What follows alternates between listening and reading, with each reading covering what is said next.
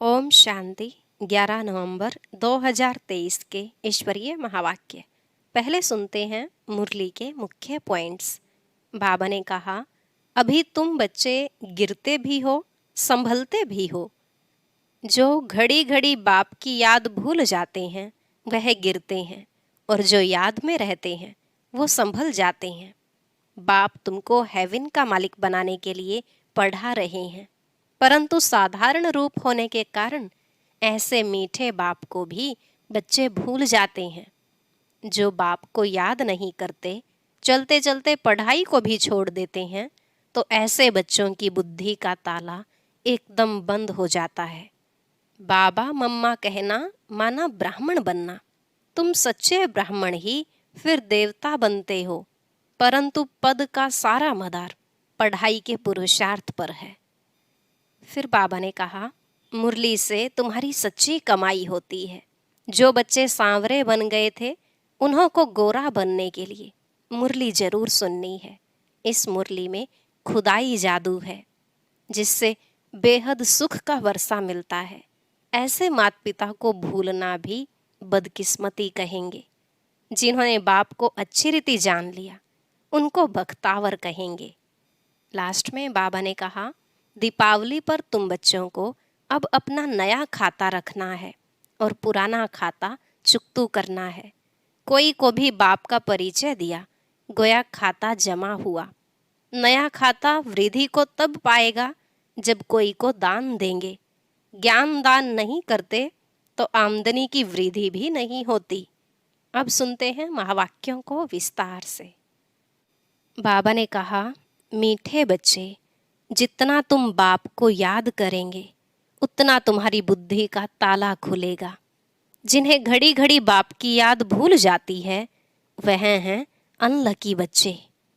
प्रश्न, खाता जमा करने का आधार क्या है? सबसे बड़ी कमाई किस में है? उत्तर, खाता जमा होता है दान करने से। जितना तुम दूसरों को बाप का परिचय देंगे, उतना आमदनी वृद्धि को पाती जाएगी। मुरली से तुम्हारी बहुत बड़ी कमाई होती है। यह मुरली सांवरे से गोरा बनाने वाली है। मुरली में ही खुदाई जादू है। मुरली से ही तुम मालामाल बनते हो। गीत, हमें उन राहों पर चलना है जहाँ गिरना और संभलना है। ओम शांति। रूहानी बाप समझा रहे हैं बच्चों को कि बच्चे, गिरना और संभलना है। घड़ी घड़ी बाप को भूलते हो अर्थात गिरते हो, याद करते हो तो संभलते हो। माया बाप की याद भुलवा देती है, क्योंकि नई बात है ना। ऐसे तो कोई बाप को कभी भूलते नहीं। स्त्री कभी अपने पति को भूलती नहीं। सगाई हुई और बुद्धि योग लटका, भूलने की बात नहीं होती। पति पति है, बाप बाप है। अब यह तो है निराकार बाप, जिसको साजन भी कहते हैं। सजनी कहा जाता है भक्तों को। इस समय सब हैं भक्त, भगवान एक है। भक्तों को सजनिया, भगवान को साजन, या भक्तों को बालक, भगवान को बाप कहा जाता है। अब पतियों का पति व पिताओं का पिता वह एक है। हर एक आत्मा का बाप परमात्मा तो है ही। वह लौकिक बाप हर एक का अलग अलग है। यह पारलौकिक परम पिता सभी आत्माओं का बाप एक ही गॉड फादर है। उनका नाम है शिव बाबा। सिर्फ गॉड फादर माउंट आबू लिखने से बताओ चिट्ठी पहुंचेगी? नाम तो लिखना पड़े ना। यह तो बेहद का बाप है। उनका नाम है शिव।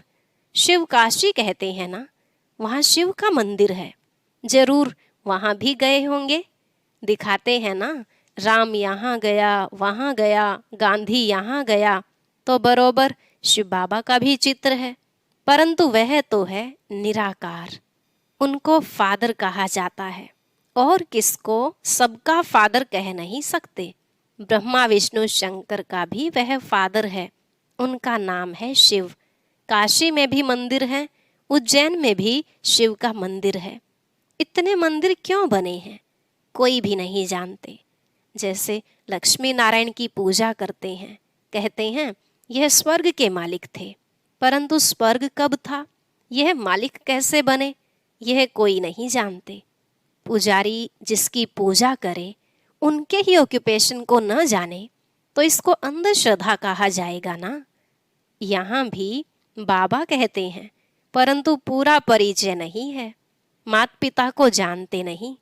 लक्ष्मी नारायण के पुजारी पूजा करते हैं, शिव के मंदिर में जाकर महिमा करते हैं, गाते हैं तुम माता पिता, परंतु वह कैसे माता पिता है, कब बने थे, कुछ भी नहीं जानते। भारतवासी ही बिल्कुल नहीं जानते। क्रिश्चियन, बोधि आदि अपने क्राइस्ट को, बुद्ध को याद करते हैं, झट उनकी बायोग्राफी को बताएंगे, क्राइस्ट फलाने समय पर क्रिश्चियन धर्म की स्थापना करने आया था। भारतवासी किसको भी पूजते हैं, उनको पता नहीं है कि यह कौन है, न शिव को, न ब्रह्मा विष्णु शंकर को, न जगत अम्बा जगत पिता को, न लक्ष्मी नारायण को जानते, सिर्फ पूजा करते रहते हैं। उन्हों की बायोग्राफी क्या है कुछ भी नहीं जानते। बाप आत्माओं को बैठ समझाते हैं, तुम जब स्वर्ग में थे तो तुम्हारी आत्मा और शरीर दोनों पवित्र थे, तुम राज्य करते थे। तुम जानते हो बरोबर हम राज्य करते थे, हमने पुनर्जन्म लिए, 84 जन्म भोगते भोगते बादशाही गंवा दी, गोरे से काले बन गए, सुंदर थे अब श्याम बन गए हैं। आजकल नारायण को भी सांवरा दिखाते हैं तो सिद्ध होता है वही श्री कृष्ण श्री नारायण था, परंतु इन बातों को बिल्कुल समझते नहीं। यादव हैं मुसल इन्वेंट करने वाले, और कौरव पांडव भाई भाई थे, वह आसुरी भाई और यह दैवी भाई थे, यह भी आसुरी थे, इन्हों को बाप ने उच्च बनाकर दैवी भाई बनाया है। दोनों भाइयों का क्या हुआ, बरोबर पांडवों की जीत हुई, कौरव विनाश हो गए। यहाँ बैठे हुए भी भल मम्मा बाबा कहते हैं, परंतु जानते नहीं हैं, बाप की श्रीमत पर नहीं चलते हैं, जानते नहीं हैं कि बाबा हमको राजयोग सिखला रहे हैं। निश्चय नहीं रहता। देह अभिमानी होने के कारण देह के मित्र संबंधी आदि को याद करते हैं। यहाँ तो देही बाप को याद करना है, यह नई बात हो गई, मनुष्य कोई समझा न सके। यहाँ माता पिता के पास बैठे हुए भी उनको जानते नहीं, यह वंडर है ना। जन्म ही यहाँ हुआ फिर भी जानते नहीं, क्योंकि निराकार है, उनको अच्छी रीति समझ नहीं सकते, उनकी मत पर नहीं चलते तो फिर आश्चर्यवत भागंती हो जाते हैं, जिससे स्वर्ग का 21 जन्मों का वर्षा मिलता है, उनको नहीं जानने से भाग जाते हैं। जो बाप को जानते हैं उनको बख्तावर कहा जाता है। दुख से लिबरेट करने वाला तो एक ही बाप है। दुनिया में दुख तो बहुत है ना, यह है ही भ्रष्टाचारी राज्य। ड्रामानुसार फिर भी 5000 वर्ष बाद ऐसी ही भ्रष्टाचारी सृष्टि होगी, फिर बाप आकर सतयुगी श्रेष्ठाचारी स्वराज्य स्थापन करेंगे। तुम मनुष्य से देवता बनने आए हो, यह है मनुष्यों की दुनिया। देवताओं की दुनिया सतयुग में होती है, यहाँ है पतित मनुष्य। पावन देवताएं सतयुग में होते हैं, यह तुमको ही समझाया जाता है। जो तुम ब्राह्मण बने हो, जो ब्राह्मण बनते जाएंगे उनको समझाते जाएंगे। सब तो ब्राह्मण नहीं बनेंगे, जो ब्राह्मण बनते हैं वही फिर देवता बनेंगे। ब्राह्मण ना बना तो देवता बन न सके। बाबा मम्मा कहा तो ब्राह्मण कुल में आया, फिर है सारा पढ़ाई के पुरुषार्थ पर मदार।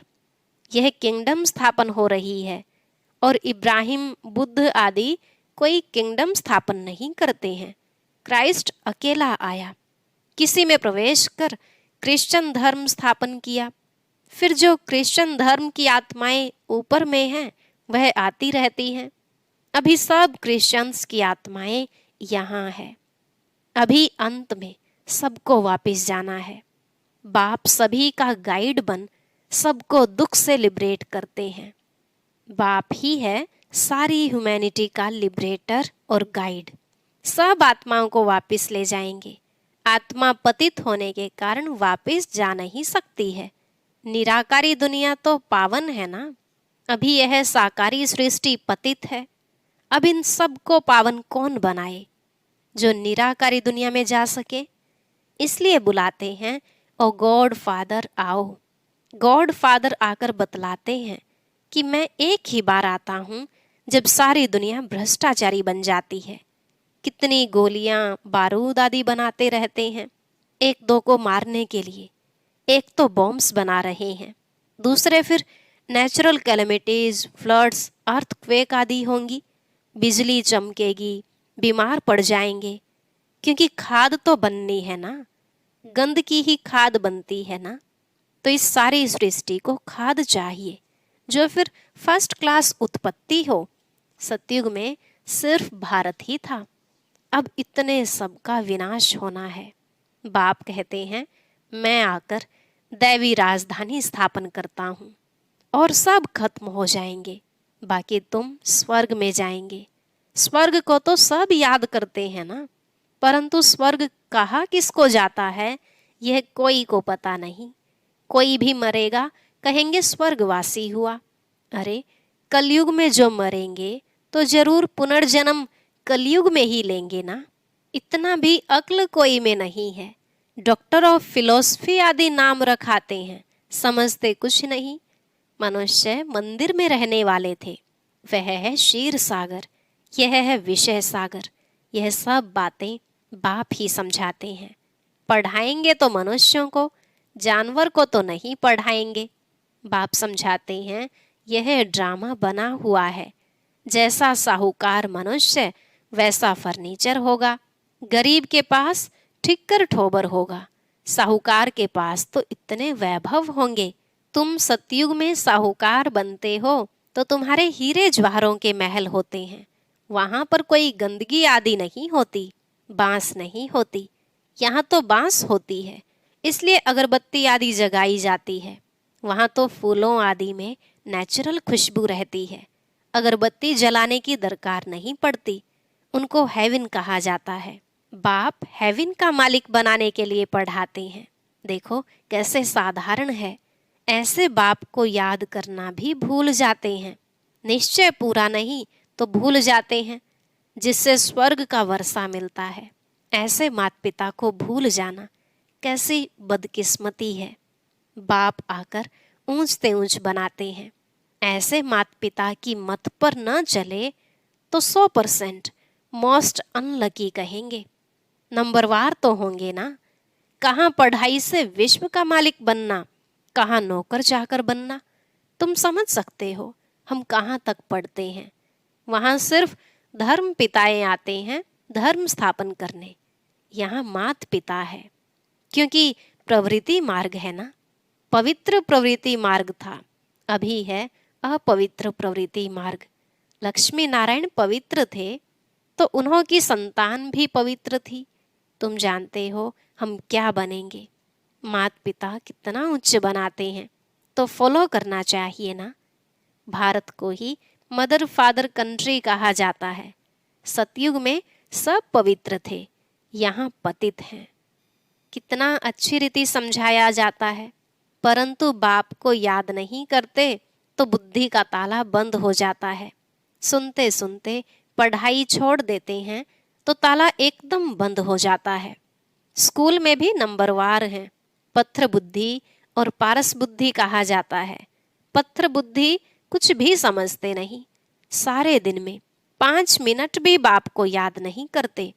5 मिनट याद करेंगे तो इतना ही ताला खुलेगा, जास्ती याद करेंगे तो अच्छी रीति ताला खुल जाएगा।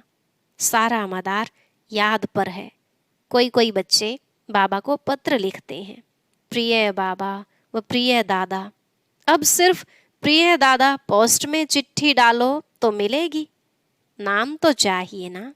दादा दादियाँ तो दुनिया में बहुत हैं। अच्छा, आज दीपावली है, दीपावली पर नया खाता रखते हैं। तुम सच्चे सच्चे ब्राह्मण हो। वह ब्राह्मण लोग व्यापारियों से नया खाता रखाते हैं। तुमको भी अपना नया खाता रखना है, परंतु यह है नई दुनिया के लिए। भक्ति मार्ग का खाता है बेहद घाटे का। तुम बेहद का वर्षा पाते हो, बेहद की सुख शांति पाते हो। यह बेहद की बातें बेहद का बाप बैठ समझाते हैं, और बेहद का सुख पाने वाले बच्चे ही यह सब समझ सकते हैं।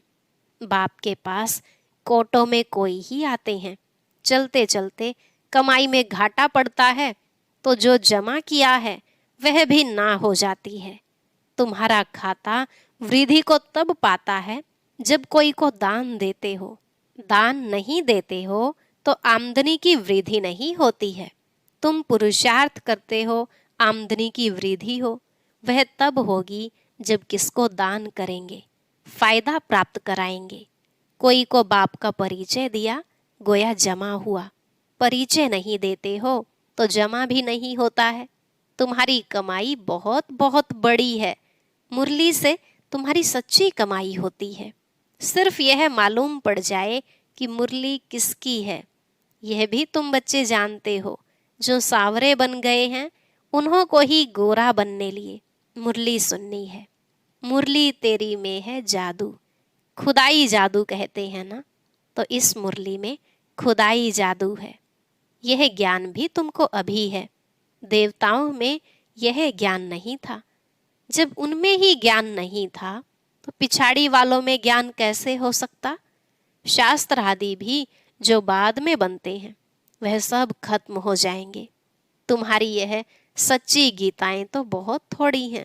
दुनिया में तो वह गीताएं लाखों की अंदाज में होंगी। वास्तव में यह चित्र ही सच्ची गीता है। उस गीता से इतना नहीं समझ सकते जितना इन चित्रों से समझ सकेंगे। अच्छा, मीठे मीठे सिकलधे बच्चों प्रति माता पिता बाप दादा का याद प्यार और गुड मॉर्निंग। रूहानी बाप की रूहानी बच्चों को नमस्ते। रूहानी बच्चों की रूहानी बाप दादा को नमस्ते नमस्ते, गुड मॉर्निंग, शुक्रिया बाबा, शुक्रिया। धारणा के लिए मुख्य सार।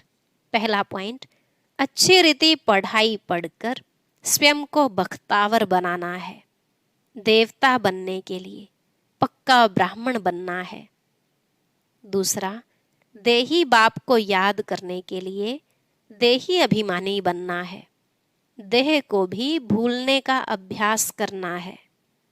आज का वरदान, सदा अपने को सारथी और साक्षी समझ देह भान से न्यारे रहने वाले योग युक्त भव। सदा अपने को सारथी और साक्षी समझ देह भान से न्यारे रहने वाले योग युक्त भव। बाबा ने कहा, योग युक्त रहने की सरल विधि है सदा अपने को सारथी और साक्षी समझकर चलना। इस रथ को चलाने वाली हम आत्मा सारथी हैं। यह स्मृति स्वतः इस रथ अथवा देह से व किसी भी प्रकार के देह भान से न्यारा बना देती है।